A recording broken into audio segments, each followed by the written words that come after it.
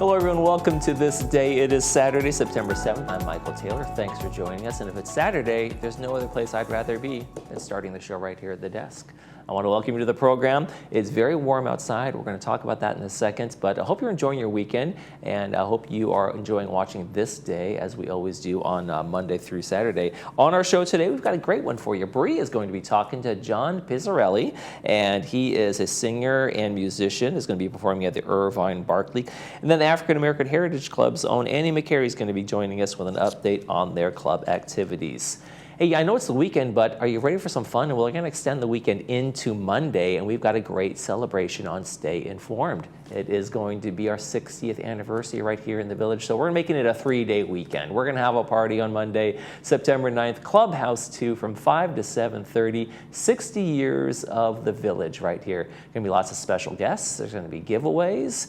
There is a complimentary shuttle back and forth, so people can make sure they get a ride if they need a ride. And of course, great food options as well. There's going to be ice cream. There's going to be chair yoga, everything you could desire, and lots of clubs, lots of people. So just get out there and enjoy the fun on the 60th anniversary coming up on Monday. Let's take a look at our temperatures, and yeah, it's still pretty warm out there, folks. Got a heat advisory for today. It's the last real day of the big heat advisories, but still, 97, that's not much of a difference from 99 today. We're still hovering around the 100s. Monday for the big party, we'll be down to 92, but the party starts, a little later in the day in the afternoon, so it'll be a little bit cooler than 92 when the party starts over for the 60th anniversary. So hopefully you'll get out there and enjoy that. Real cooling starts on Tuesday. Let's take a look at our sunrise and sunset. We've got a beautiful shot here from Mark Rabinowitz. Thank you very much. Got this bird right here in Laguna Woods Village, sitting in a tree somewhere. Sunrise this morning was 6:29. Sunset tonight is going to be 7:07.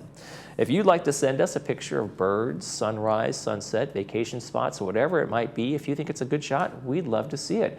Email us, lagunawoodsvillagetv@gmail.com. With that picture, make sure you include your name and where you took the picture, and we will include it in our sunrise, sunset section. When we come back, Bree will be talking with John Pizzarelli from the Irvine Barkley. Stay with us.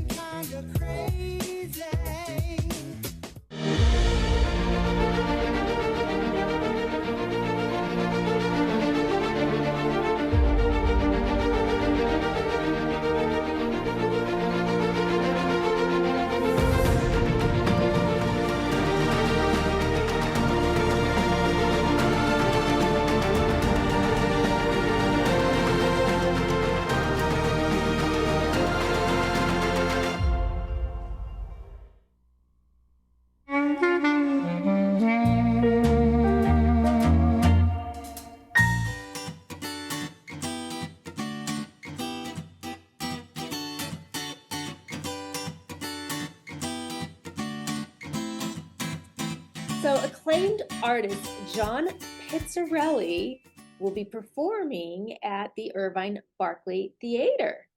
Here to provide us with all of the information on that performance is John himself. John, welcome to the show. Hello, it's a pleasure to be with you. Thanks for having me. There is just a little bit of delay. So tell us, this is super exciting. What can audiences expect from the collaboration between you, Cy, the Pacific Jazz Orchestra, and the Irvine Barkley Theater? Well, for me, it's a great chance to play these arrangements, a number of arrangements that I've done with Don Sebeski over the years, and to hear them with the band and the strings as they were originally written, and to work with Cy, which will be the first time with Cy I've ever worked with her. And then with Christopher, we've worked together before, but I have never worked with the Pacific Jazz Orchestra, and it promises to be a really fun evening of music and entertainment. It sounds fabulous. I'm going to try to sneak in and get a ticket and sneak in. Maybe I'll even come backstage and say hi. Good idea. Great. So how has your approach to the Great American Songbook evolved over the years? Well, originally it was the idea of the Great American Songbook was finite, was somewhere from the early 20s all the way to about 1964, where they used to say that the Great American Songbook ended with The Sound of Music, Rodgers and Hammerstein. But now, as in our show here at the Barclay Center, the Barclay Theater, we'll have some Beatles songs that, there's a lot more material that has become part of the Great American Songbook, even though they're, English songwriters, but they've been, taking pop songs and translating them into jazz has been something that I've done more and more since the beginning of my career. I guess with a trio, it's been about 34 years ago. So somewhere about 24 years ago, we started finding more songs written by pop artists like, Lennon and McCartney, by Paul McCartney, by Neil Young or Joni Mitchell or people like that, Paul Simon, Billy Joel, and translating them into jazz. That's been sort of an idea we've been trying to do more and more over the I years. love that. So what was the inspiration behind that? It was about trying to find people who like Beatle music but don't know a lot about jazz. So when they hear the songs they're familiar with in a style that they're not familiar with, they go, "Well, what was that?" So even if they hear "Can't Buy Me Love" as a jazz song, maybe it helps them to go, "Oh, this now they're discovering a style of music they weren't familiar with." For the jazz fan, and they get jazz and they just hear new material. Everybody knows the Beatles pretty much, so it sort of works out. Sort of a win-win. So in a way, you created a brand new genre by doing that. Well, it's worked out well for me in that I feel like that's something that I've really concentrated on. Not entire, sometimes entire records, but just little pieces of material. Like in our show, we do the Beatles song "Honey Pie," and that was on a record of all older standards, and people were so taken by the fact that it was a Beatles song sounding like an old standard. And so I've sort of really worked on moving more and more songs into the style of jazz, and I think it's brought more fans to the party, as it were. Yeah, I would imagine it just opened up a whole new spectrum. So tell us, what was the creative process behind your album Midnight McCartney? Well, I was very lucky. Actually, Chris Walden and I both worked on that record. I was the rhythm guitar player. I know he helped Diana Krall get all the music together that they picked. And Paul McCartney wanted to make a record of standard songs of the Great American Songbook. And they got together, myself and Diana Krall and her rhythm section, and we came out to California. And after I did that record, I got a letter from Paul about a year later from Paul. And he said it would be great if you could make a record of my post-Beatles songs. So Okay. we'll be doing, yeah, and that's how that worked out. So I made a record of all the songs he did sort of with wings. And one of them is called "Coming Up." Well, that sounds like an amazing opportunity that you had. Took advantage of it. I can't wait to hear Yeah, some of that that was music. the letter. I still have the letter in the envelope. It just sits, and I don't do anything with it. I don't even Oh, look at it. you should shadow box mount that. Put it on the Yeah, wall. yeah, I have to work on that. There's a blank space right behind you. Yeah. I'll come design for you. Great. So tell us how the Grammy nomination for "With a Song in My Heart" impact your career. Well, I was lucky once again to work with Don Sebesky, and two of his arrangements were nominated for Grammys, and "With a Song in My Heart" had his arrangement of Johnny One Note, but what really was that sort of led to me, all these records that I made led to me working with James Taylor, and I worked on a record with him called American Standard, and we all won the Grammy for that record for Best Traditional Pop Vocal. So I was a co-producer on that record, and that was my first and only Grammy. And it's just nice to actually finally have something that says Grammy winner as opposed to Grammy nomination. So it's nice to have, Oh, a Grammy wonderful. on the shelf. Okay, well, Yeah. there's still time for more. Yes, oh, plenty. You got lots of time. Open up a shelf and start stacking them up.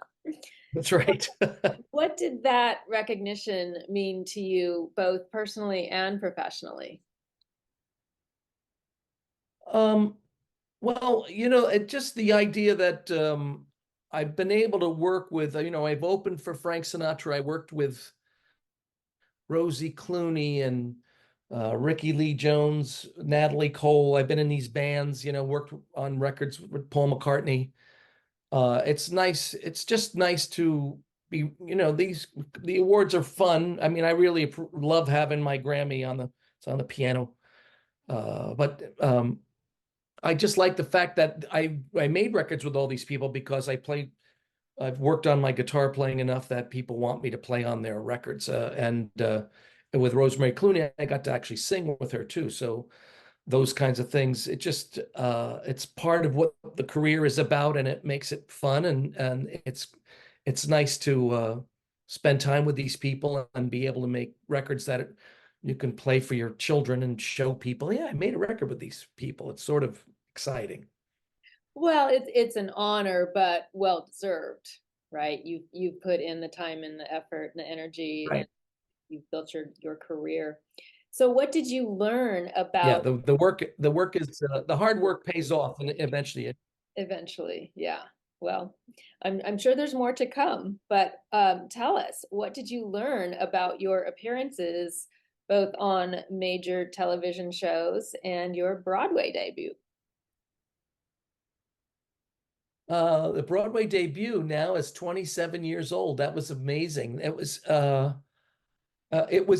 was sort of shocking because that was totally outside of my comfort zone. I had never been on a Broadway stage, so it took a little time to get used to them. And by that time, the show was over.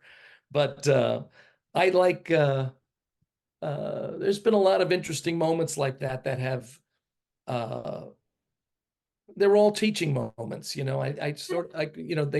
Those things. It's about taking in the moment Right. and trying not, I've had a lot of moments where I wish I could go back and do that. Oh, don't we all? Don't we all? Yeah. So I'm trying not to have those moments as much as I get older. What was the Broadway show? The Broadway show was called Dream. It was a show of all Johnny Mercer music. And I just was sort of a musical, I played the guitar with my trio, and they brought us in and out. Oh, And okay. I didn't have to dance, thank God. That was something that would have ended a lot sooner. I'm sure you would have been great. John, let's remind the folks about the details. The show is at the Irvine Barclay Theater, Yes, Saturday, September 7th at 8 p.m. yes, and we'll have Cy Smith with us and Christopher Walden and the Pacific Jazz Orchestra. It's a really great evening of music, and it's a great place to play music too. I love that place. That theater is wonderful. Okay. Well, we'll let our folks know here how to get tickets. Great. John, what a pleasure. What a pleasure. Thank you so much for joining us with the Pacific Jazz Orchestra and John Pizzarelli. Yes, it is. Okay. Like pizzicato. Pizzicato. Thank you so much for having me. Yes. Thanks for having me, and we'll look forward to seeing everyone at the Barclay Theater in Irvine. Very much looking forward to it. Thank you for being here with us. Such a pleasure, John. Thank you very much. And we'll be right back after these messages. This is This Day on Village Television.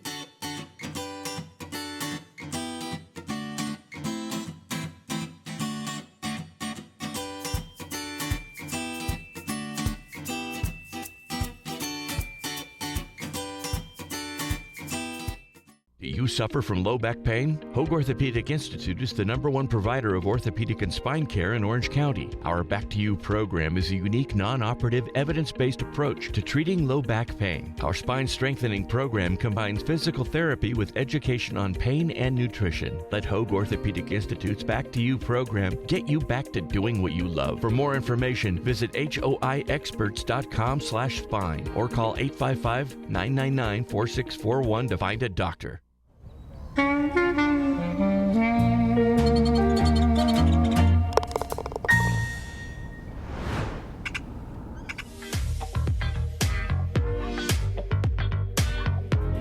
The African American Heritage Club is hosting an International Games Day. Joining us with more on this, we welcome American Heritage Club President Annie McCary. Welcome to This Day. Thank you. It's a pleasure to be here. It's very nice to meet you. I'm excited to learn more about your International Game Day.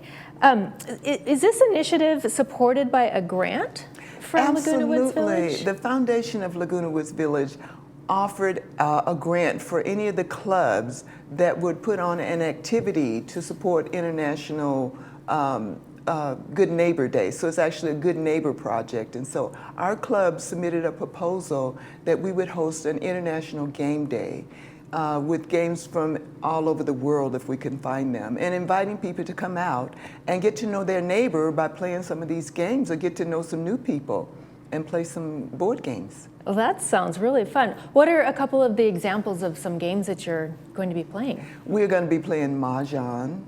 We're going to be playing Rumi Q, Mexican trained dominoes, regular dominoes, canasta, just a variety of Scrabble. A lot of people have an interest in Scrabble, so we are just pulling together as many games as we possibly can so that people can come out and have fun and get to know their neighbors. That sounds great. And also, I think playing games really keeps the mind sharp, right? Especially, so Scrabble is one that I recognize, but I've never heard of any of the others. Oh, yeah. Well, then an invitation is extended to you as well. Come out and join us.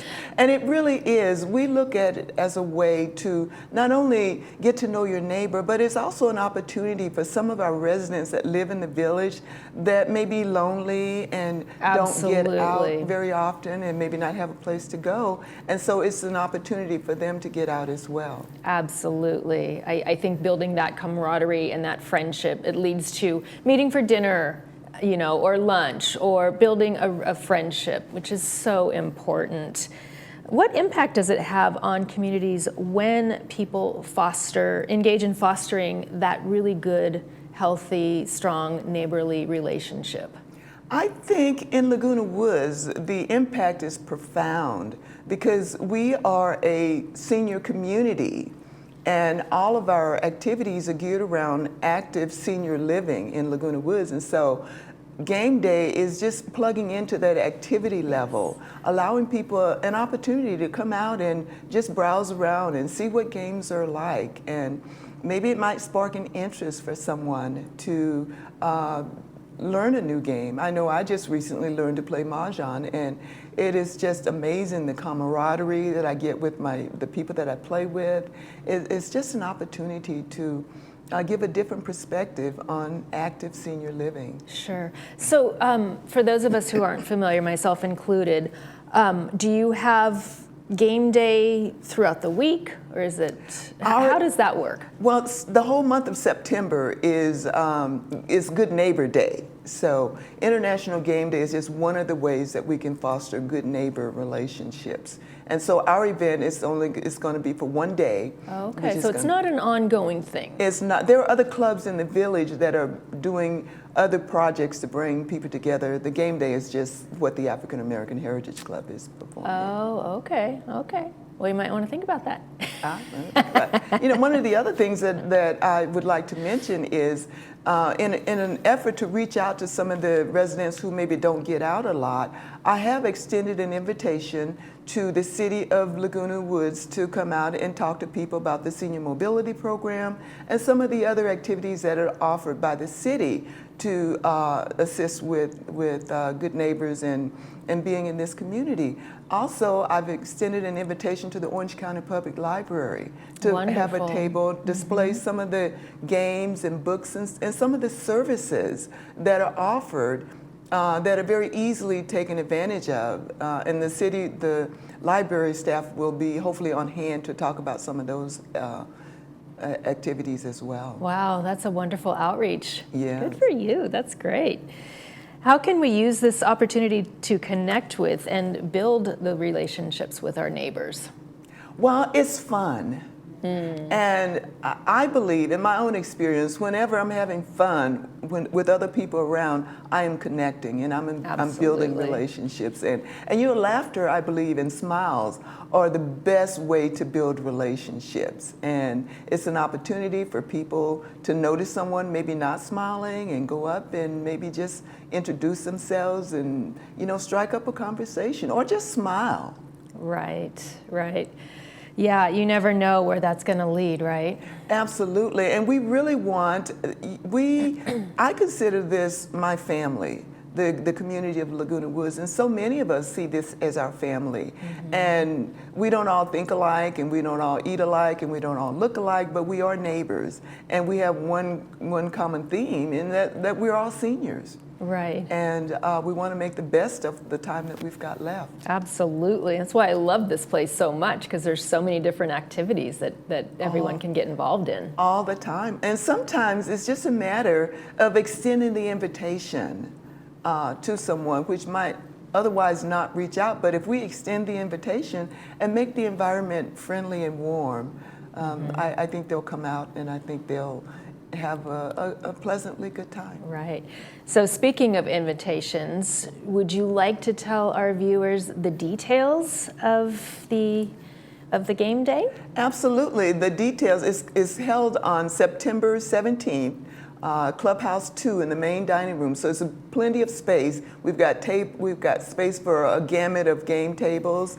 The time is actually, the flyer says 9 a.m. The games are actually going to start at 10 a.m. to 2 p.m. Okay. We're going to provide lunch. There's no charge for the game day, and we are providing lunch. We're using part of the funds from the foundation for lunch. Wonderful. And we're inviting people to come out, and we really, really would like for people to RSVP to let us know if they're coming and what games they would prefer, because we want to make sure that we've got enough games on hand, and we want to make sure that we've got enough food. Enough food on hand. Yes, yes. Do you have an idea how many people are going to be participating yet? Right now, have you gotten any RSVPs? I've gotten several RSVPs. And is there a cap on the limit that you can accommodate? There is, and the way we're planned it right now, we're having 2 tables for each game.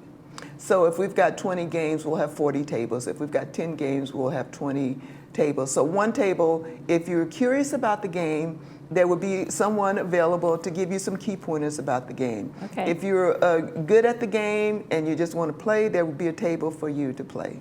So they can just literally, I mean, when they RSVP, do they have to know what game they're going to play? Or once they arrive, then they kind of take it all in, figure out which game they want to participate in? Mm-hmm. Yeah, great question. We ask that you RSVP and let us know what games you want to play.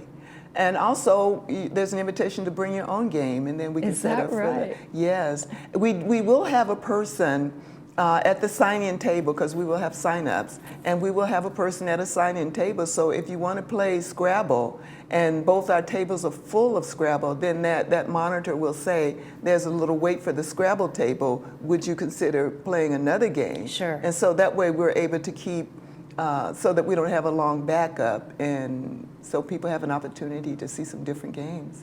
Well, this sounds like a lot of fun. I think you might need to go past 2 o'clock.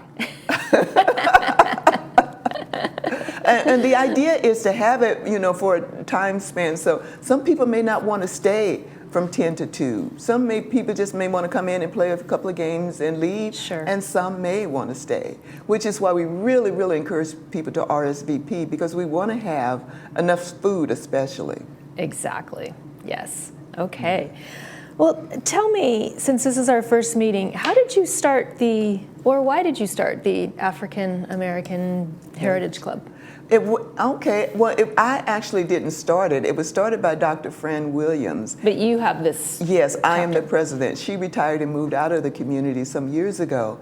And so I stepped in as president. And I stepped in as president to keep the club going with our focus. Our aim is to educate about the heritage and the culture of our people. And so we use that as our mission in everything that we do in terms of club activities. We use our goal and our mission to guide our activities and whatever it is that we do. That's wonderful. I'm sure your participants really appreciate everything that you do. It is. It's a very successful club. And we have people in our club that are not just African Americans, because you don't have to be African American to be in the club. What we ask that if you are interested in supporting our heritage and our culture, then please, we welcome you. Wonderful. I love that. Well, with that, from the African American Heritage Club, Annie McCary, thank you so much for joining me today. My pleasure. Really appreciate it. We'll be right back. You're watching This Day on Village TV.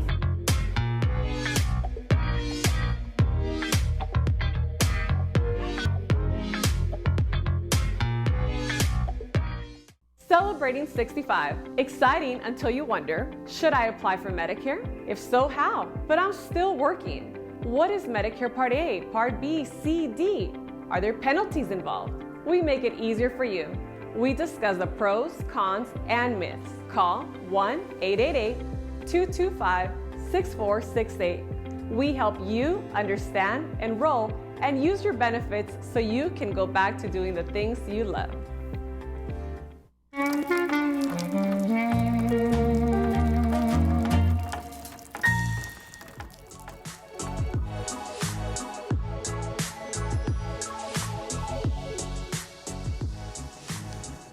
And welcome back. Let's take a look at our Saturday movie, and it's a classic, The Shaggy Dog from 1959, kind of a slapstick kind of a movie. Fred MacMurray is the star of that one. It's brought to us by Hogue. It's going to be on at 2 p.m. with the subtitles and 6 p.m. without the subtitles. Through an ancient spell, a boy changes into a sheepdog and back again. It seems to happen at some pretty inopportune times, and the spell can only be broken by an act of bravery. Kind of like Pinocchio. He gets to be a boy if he just gets to be brave. All right, that's going to be a fun one. Hope you enjoy that. Let's take a quick check on our weather before we head out. And warm temperatures are in store for a little bit longer. We're going to get a break later in the week, but for now, we're still stuck in the 90s. Might even hit 100 today. So beware. Make sure you bring water, sunblock, hat, whatever you need if you have to go outside. But beware of the hot temperatures. We've got that heat advisory on for today. Monday on the program, Advanced Ear Care with Stuart Spencer. He's going to be here talking about advances in the latest in ear care. And we're going to do some puzzling stuff with the folks from the library. Eileen Ordway is going to be here as well. That's going to do it for this edition of This Day. I'm Michael Taylor. For all of us here at Village Television, we hope you make this day a great one and a happy anniversary on Monday.